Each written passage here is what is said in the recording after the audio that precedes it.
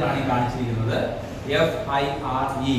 Fight the fire, inform to the authorities, then restrict the unwanted people and extinguish the fire. ഈ procedure follow ചെയ്താൽ, കൃത്യമായി നിങ്ങൾ follow ചെയ്താൽ നമ്മുടെ fire എക്സ്റ്റിംഗ്വിഷിംഗ് പ്രൊസീജിയറും അതുപോലെ തന്നെ നമ്മുടെ എമർജൻസി റെസ്പോൺസും ഒക്കെ ആയിരിക്കും. കാരണം ഇതൊരു ഇന്റർനാഷണലി അക്സെപ്റ്റഡ് കോഡാണ് FIRE എന്ന് പറയുന്നത്. ഓക്കെ, അതിനെക്കുറിച്ച് നമ്മൾ എക്സ്പ്ലെയിൻ ചെയ്തതാണ്. ഇനി എന്തുകൊണ്ടാണ് ചില കാര്യങ്ങൾ നമ്മൾ നിയമപരമാക്കുന്നത് എന്ന് നോക്കാം.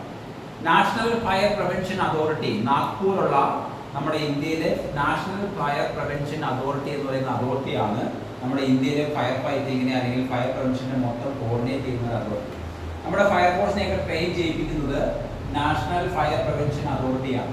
അവരാണ് NFPA എന്ന് പറയും, national fire prevention authority, NFPA. അവരാണ് ഈ പറയുന്ന ഇന്ത്യയിൽ ഇതെല്ലാം കോർഡിനേറ്റ്. പക്ഷേ വേൾഡ് വൈഡ് ആയിട്ട് കോർഡിനേറ്റ് ചെയ്യുന്ന ഒരു ഇൻസ്റ്റിറ്റ്യൂട്ടാണ് ഇത്, national institute of standards and technology, US department. USA, UK പോലുള്ള രാജ്യങ്ങളിലൊക്കെ ഫയറിനെ കോർഡിനേറ്റ് ചെയ്യുന്ന ഒരു ഡിപ്പാർട്ട്മെന്റാണ്. ഇനിയാണ് നമ്മൾ തീ എങ്ങനെയാണ് ഉണ്ടാകുന്നത് എന്നതിനെ പറ്റി പഠിക്കാൻ പോകുന്നത്. ആക്ച്വലി നമ്മൾ മറ്റേ സിനിമയിൽ പറഞ്ഞ പോലെ എന്താ രസം എങ്ങനെയാണ് ഉണ്ടാകുന്നതെന്ന് ചോദിക്കുമ്പോൾ ഉണ്ടാവുമല്ല, ഉണ്ടാക്കുകയാണല്ലോ അല്ലേ. ആദ്യം വെളുത്തുള്ളി പിന്നെ മറ്റേ തക്കാളി അല്ലേ എന്ന് പറഞ്ഞ പോലെ അല്ല, നമുക്ക് എങ്ങനെയാണ് തീ ഉണ്ടാകുന്നത് എന്ന് മനസ്സിലാക്കണം. സാധാരണ കേസിൽ നമുക്ക് ഈ 3 കാരണങ്ങളില്ലാതെ ലോകത്തു നിന്നല്ല എവിടെയാണെങ്കിലും തീ ഉണ്ടാവത്തില്ല. ഹീറ്റ്, ഫ്യൂവൽ ആൻഡ് ഓക്സിജൻ എന്ന് പറഞ്ഞാൽ നമുക്ക് ആമസോൺ കാടുകളിലേക്ക് പോകാം. കൃത്യമായിട്ട് പറഞ്ഞാൽ അവിടെ നിന്നാണ് നമുക്ക് പഠിക്കാൻ പറ്റും. ആമസോൺ കാടുകളിൽ എങ്ങനെയാണ് തീ ഉണ്ടാവുന്നത്? എങ്ങനെയായിരിക്കും നിങ്ങളുടെ ഒരു ഗസ് വർക്ക്? ആമസോൺ കാടുകളിൽ എങ്ങനെയായിരിക്കും തീ ഉണ്ടാവുന്നത്? അവിടെ ആരും പോയി അതായത് തീ കത്തിക്കാൻ പോണില്ലല്ലോ, ജീവനിപ്പടികളാരും അങ്ങോട്ട് പോകില്ല. പിന്നെ എങ്ങനെയാണ് അവിടെ തീ ഉണ്ടാവണേ? മരക്കൊമ്പുകൾ കാറ്റടിക്കുമ്പോൾ, കാറ്റുണ്ടല്ലേ, ഓക്സിജൻ എല്ലായിടത്തും ഉണ്ട്. കാറ്റടിക്കുമ്പോൾ പച്ചമരക്കൊമ്പുകൾ തമ്മിൽ കൂട്ടി ഉരസുകയും സ്വാഭാവികമായിട്ട് എന്ത് സംഭവിക്കും? പച്ചക്കൊമ്പുകൾ കൂട്ടി ഉരസുമ്പോൾ തൊലി പോയി അത് ഉണങ്ങും. അപ്പൊ എന്തായി? ഫ്യൂവലായി, ഇന്ധനമായി അല്ലേ. ഈ പറഞ്ഞതിനകത്ത് ഒരെണ്ണം രൂപപ്പെട്ട് വരുവാണ്. രൂപപ്പെട്ട് വരുന്ന രീതിയായി പറയുന്നത്. പച്ചമരത്തിന്റെ കൊമ്പുകൾ തമ്മിൽ കൂട്ടി ഉരസുമ്പോൾ അത് അതിന്റെ തൊലി പോയിട്ട് അത് ഉണങ്ങുമ്പോൾ അത് ഫ്യൂവലായി മാറി, തീ പിടിക്കാനുള്ള ഒരു ഫ്യൂവലായി മാറി. പിന്നെ ഓക്സിജൻ എന്ന് പറഞ്ഞാൽ എന്താണ്? ധാരാളം ഉണ്ട്, ഫ്രീയാ, പൈസ ഒന്നും കൊടുക്കണ്ട ഇപ്പം. പക്ഷെ ഡൽഹിയിലൊക്കെ പൈസ കൊടുക്കണോ ഓക്സിജൻ? അറിയാമോ നിങ്ങൾക്ക്? ഫ്രഷ് എയർ കിട്ടണമെങ്കിൽ. അപ്പോൾ ഓക്സിജൻ അന്തരീക്ഷത്തിൽ ധാരാളം ഉണ്ട്. പിന്നെ ഓരോ സാധനം മാത്രം മതി, എന്താ? ഹീറ്റ്, ചൂട്. ചൂട് 2 രീതിയിൽ കിട്ടുന്നുണ്ട്. ഒന്ന് അന്തരീക്ഷത്തിൽ നിന്ന് കിട്ടുന്നുണ്ട്, സൂര്യപ്രകാശത്തിൽ നിന്ന്. അല്ലെങ്കിൽ എന്ത് പറ്റും? 2 ഉണക്കത്തമ്പുകൾ തമ്മിൽ കൂട്ടി ഉരസുമ്പോൾ സ്വാഭാവികമായും ചൂടുണ്ടാവും. അപ്പോൾ ഇത്രയേ ഉള്ളൂ ഇതിനകത്ത് പറഞ്ഞത്. ബേസിക് ആയിട്ട് ഫയർ ഉണ്ടാകുന്നത് ഹീറ്റ്, ഫ്യൂവൽ, ഓക്സിജൻ, ഇന്ധനം, ചൂട്, ഓക്സിജൻ അല്ലെങ്കിൽ വായു, ഇത് 3 കൂടെ ചേർന്നിട്ടാണ് തീ ഉണ്ടാകുന്നത്. സോ ഇതിനകത്ത് ഏതെങ്കിലും ഒരെണ്ണത്തിനെ കട്ട് ചെയ്ത് കളഞ്ഞാൽ തീ ഇല്ല. ഇത്ര ഉള്ളു കാര്യം. ഉദാഹരണം, നമ്മുടെ കിണർ റിപ്പയർ ചെയ്യുന്നതിന് മുമ്പ്, നമ്മുടെ വീട്ടിലൊക്കെ കിണറുണ്ട് അല്ലേ, കിണർ റിപ്പയർ ചെയ്യുന്നതിന് എന്ത് ചെയ്യും? നേരെ ചാടി ഇറങ്ങിയപ്പോൾ പോവാണോ? എന്ത് ചെയ്യും? ചിരട്ടയിൽ ഒരു മെഴുതിരി കത്തിച്ച് വെച്ച് കയർ കെട്ടി താഴത്തേക്ക് ഇറക്കി നോക്കും. എന്തിനാ?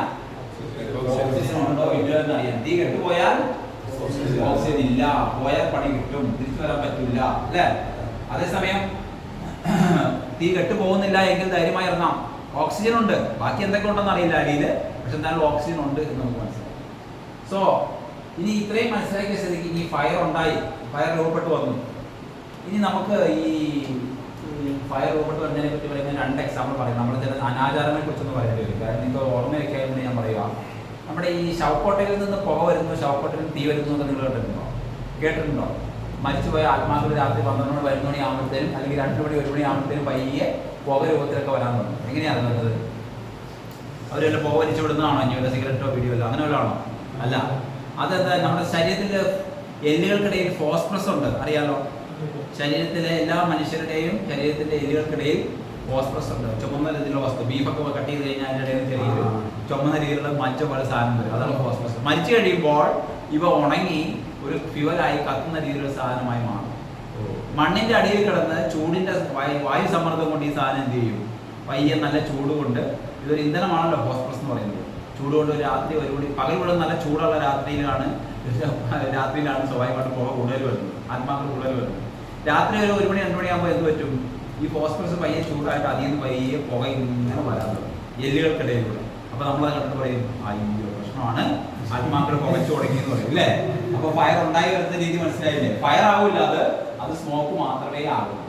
മനസ്സിലായോ? സ്മോക്ക് ഉണ്ടാവും. ഇനി നമുക്ക് വാരണാസിയിലേക്ക് പോകാം. ഗംഗാ നദിയുടെ തീരത്ത് വാരണാസിയിലൊക്കെ പോയി കഴിഞ്ഞാൽ രസം കാണാം. സന്യാസിമാർ മറ്റേ നമ്മുടെ മുത്തച്ഛനെ കൊണ്ട് വിടുന്ന സ്ഥലം അറിയാമല്ലോ, പേപ്പർ വായിക്കാറില്ലേ? മുത്തച്ഛനെ കൊണ്ടുവന്ന് കാറെ കയറ്റി അങ്ങ് കൊണ്ടുപോകും. പയ്യെ ഗംഗാനദിയുടെ തീരത്ത് കൊണ്ടുപോയിട്ട് ടാറ്റ ബൈ ബൈ വന്ന് മക്കളിഞ്ഞ് പോരും. അച്ഛൻ അവിടെ കിടന്ന് മരിക്കുവോ അല്ലെങ്കിൽ ആരെങ്കിലും എടുത്തിട്ട് പോവോ ഒക്കെ ചെയ്യും. ചില അമ്പലങ്ങളിൽ കൊണ്ടാകും ചിലരല്ലേ, അങ്ങനെയുള്ള ക്ഷുദ്രജീവികളൊക്കെ കൊണ്ട് നമ്മൾ പോകും. എനിവേ എന്തായിരുന്നാലും വാരണാസി തീരത്ത് എന്ന് കഴിയുമ്പോൾ നിങ്ങൾ ഈ തേങ്ങ നിങ്ങളോട് കൊണ്ടുവരാൻ പറയും. കുടുമയുള്ള തേങ്ങയുടെ മേളിൽ ചെറിയ ഇങ്ങനെ ഒരു ചകിരി പോലെ കുടുമയുണ്ട്. ഒരെണ്ണം ഞാൻ തരാൻ പറയും. ഒരു സന്യാസി പോലെ രൂപം കെട്ടി നമ്മുടെ ഒരു വെഞ്ഞാറമ്മൂട് സുരാജ് വെഞ്ഞാറമ്മൂട് സിനിമയിലൊരു ഗംഗാനദിയുടെ തീരത്ത് പോയി ഒരു കാര്യമൊക്കെ ഉണ്ടെന്ന് പറയുന്നത് ഓർക്കണ്ടോ എന്ന് എനിക്കറിയില്ല. അവർ സന്യാസിയായിട്ട്. അപ്പം എന്നിട്ട് ഈ തേങ്ങ ഇങ്ങനെ മേടിച്ചിട്ട് തലയ്ക്ക് 3 പ്രാവശ്യം ഇങ്ങനെ ഒന്ന് ഒഴിഞ്ഞിട്ട് ഈ സാധനം നോക്കുമ്പോൾ പയ്യെ അതിൽ നിന്ന് പുക വരും. എങ്ങനെ പുക വരുന്നു? സന്യാസിയുടെ മന്ത്രത്തിന് ശക്തി കൊണ്ട് മന്ത്രമൊക്കെ പറയും അതിനിടയ്ക്ക്. പക്ഷെ എന്താ ചെയ്യണേ?